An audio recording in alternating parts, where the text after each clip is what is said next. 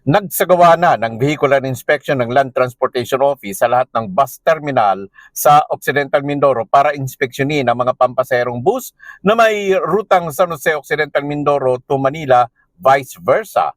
Sa panayam kay LTO personnel na nagpatawag lamang sa pangalang Marlon habang nagsasagawa ito ng ocular actual vehicular inspection, sinabi ng mga ito na kanilang tinitingnan ang ORCR ng bus, ganun din ang driver's license ng driver at lisensya din ng mga konduktor.